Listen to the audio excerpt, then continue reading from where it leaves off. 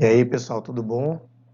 Quase que o vídeo dessa semana não sai, eu tava com problemas de voz, é um mal que os professores têm. Tô com problema até agora, não tô 100%, por isso nessa nossa conversa eu vou estar aqui.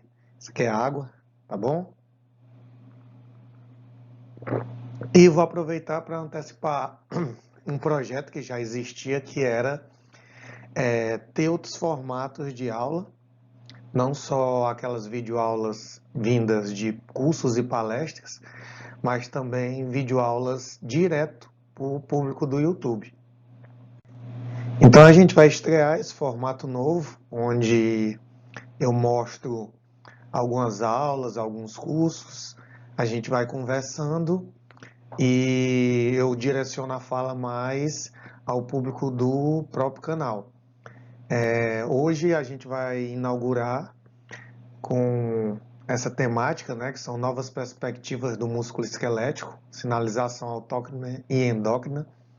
Eu espero que a maioria dessas conversas tenha no máximo 20 minutos, então provavelmente essa aula vai ter mais um ou dois vídeos. Eu apresentei esse conteúdo na Semana de Educação Física e Nutrição da Estácio, é um evento organizado pela Liga Acadêmica de Avaliação Física. São meninos excelentes que sempre organizam e têm um poder de mobilização muito grande. Eles chamam grandes palestrantes, pessoal do Ceará e do país, com certeza, conhece alguns dos que estão aqui nessa imagem.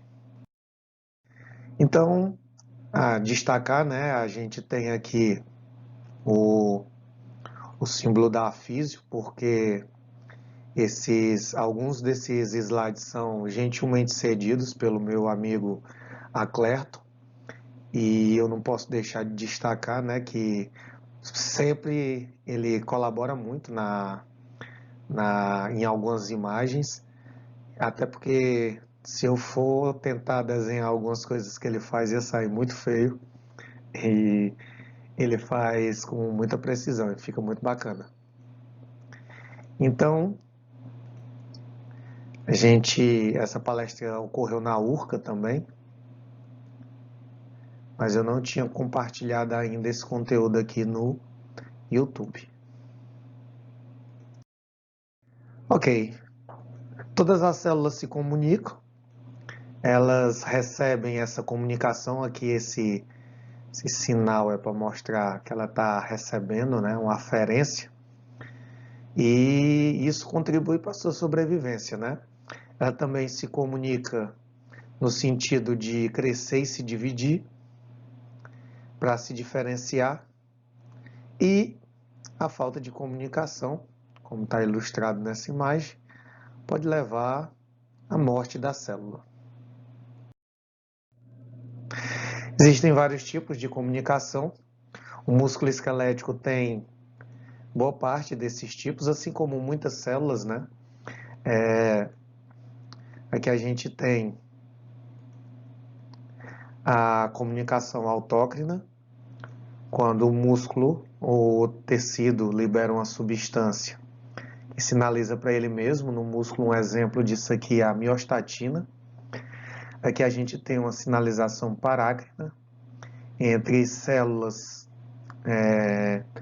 do mesmo tecido, né? Um exemplo aqui não é o que está ilustrado, mas um exemplo são as células beta e alfa pancreáticas, das ilhotas de Landia.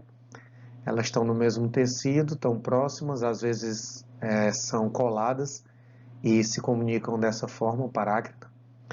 Existe a comunicação neural, a contração do músculo esquelético, por exemplo, onde eu tenho um sinal elétrico que libera neuropeptídeos, né, que no caso é acetilcolina, e tem uma célula-alvo que tem uma resposta.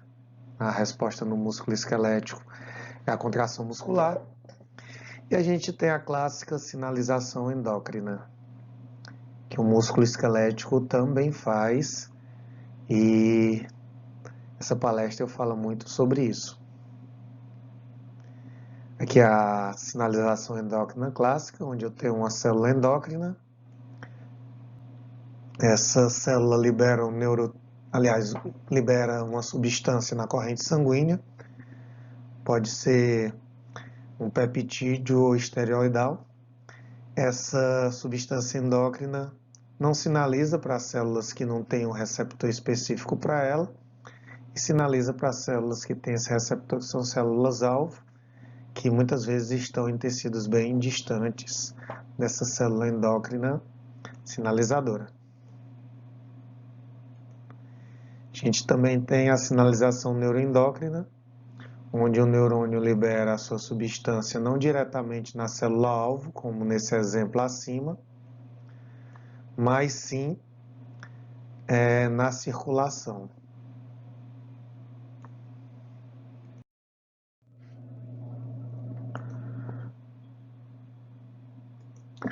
Como eu já antecipei, o hormônio é um mediador químico, é secretado por uma célula geralmente glandular, né, que tem ação endócrina, e ele vai sinalizar para as células distantes. Essa é a definição clássica, que eu tenho uma célula-alvo, um receptor, uma célula que não tem um receptor. Para as glândulas endócrinas tradicionais, aqui vocês não vão conseguir ver, mas tem as células endócrinas não tradicionais. Aqui já, nessa tabela, já ilustra o papel de alguns tecidos que habitualmente não são classificados como órgãos endócrinos puros, né, como o coração, que tem um coração, que libera o peptídeo átrio natriurético, que faz com que os rins coloquem mais sódio, secrete, né, bote mais sódio para fora, e é uma resposta à pressão aumentada no coração. Mas aqui ainda não tem um músculo esquelético como um sinalizador também.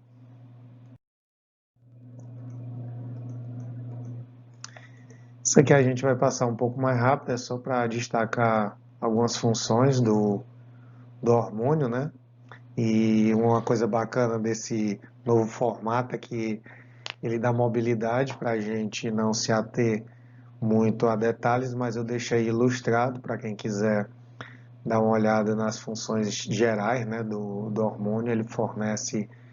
Ele propicia, né, todas essas funções gerais e tem geralmente esses mecanismos de ação. Essa aqui é a diferença clássica, né, entre neurônios peptídeos, que eles funcionam como um primeiro mensageiro, consequentemente formam um segundo mensageiro, e neurônios.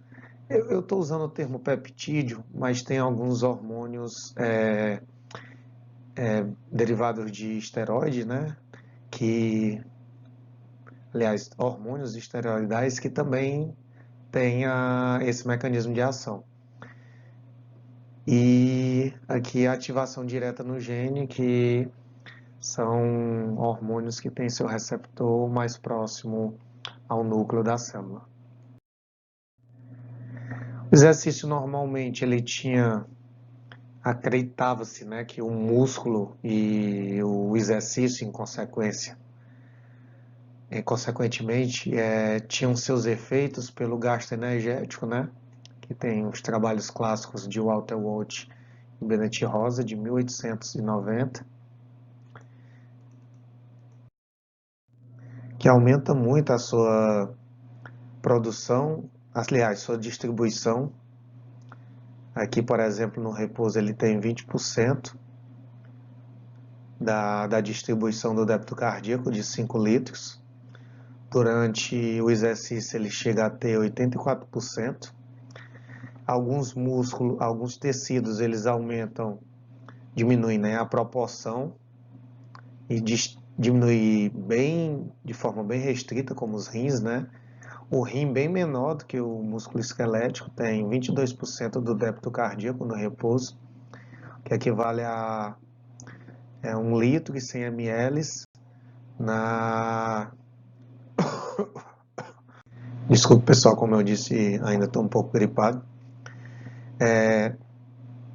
No exercício ele recebe 250 ml só. E tem outros tecidos que têm uma diminuição proporcional do fluxo, como o encéfalo, que aqui no repouso recebe 14% do débito cardíaco. Aqui ele vai receber só 4 no exercício, mas em compensação, o fluxo sanguíneo, que é de 700 ml, no repouso, aumenta, que não dá para ver porque eu estou na frente, mas como eu já apresentei muitas vezes essa palestra, ele tem 900 ml. Bom, começando o nosso assunto, especificamente, né, a gente tem o lactato como mensageiro celular.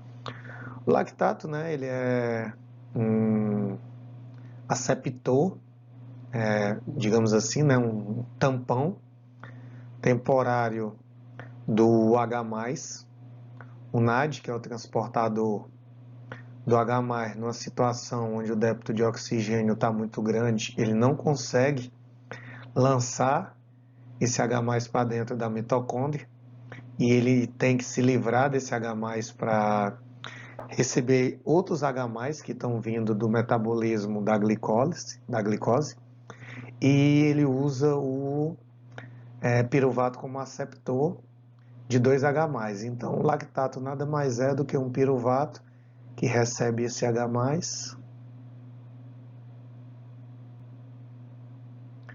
e esse H+ aqui. Com esses 2H+, o lactato pode sair da célula muscular. Aqui a formação, né, e a enzima que acelera esse processo, que é a desidrogenase láctica. Deixa eu colocar em outra cor para destacar aqui melhor. Eu fiz foi apagar, mas tudo bem. Ok.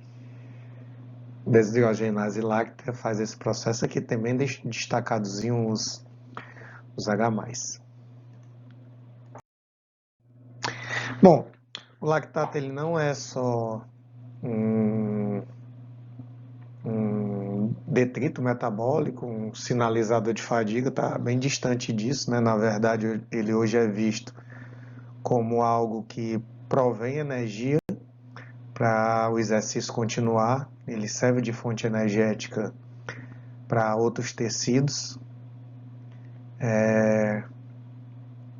ele mantém o pH do tecido que está fazendo a atividade e também ele parece ter um papel importante na formação de memórias e evita, preserva, isso aqui é importante porque na imagem não está aparecendo,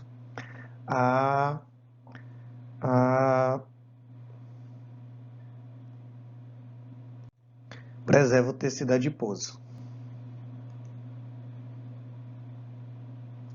através da ativação da GPR81, que está destacada aqui.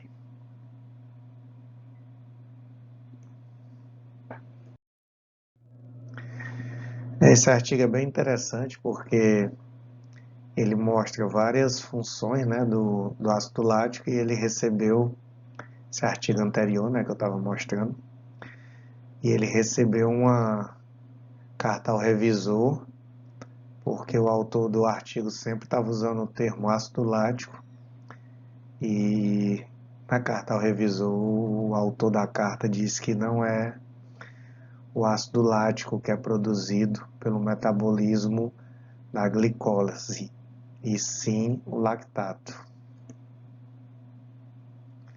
Vou botar essa piadinha porque aqui no Brasil virou moda mandar a carta ao revisor, porque aparece no Lattes como uma produção sua.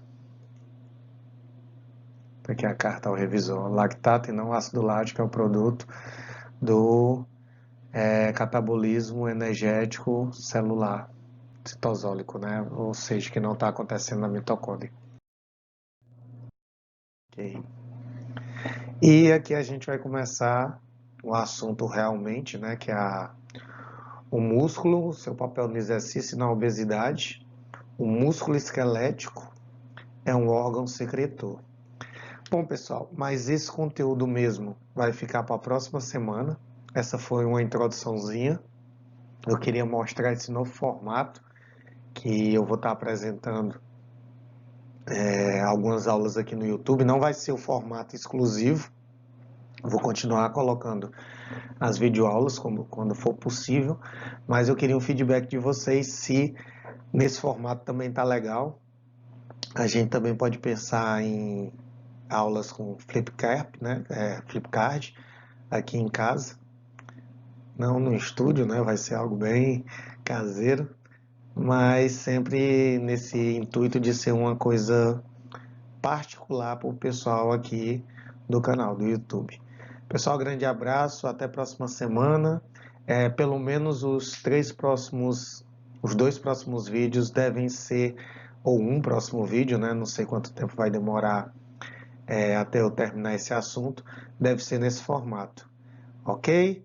Grande abraço a todos. A gente falou hoje sobre o músculo esquelético e algumas substâncias que ele liberam que têm ações em outro tecido, ou seja, um papel endócrino do músculo esquelético. Grande abraço a todos.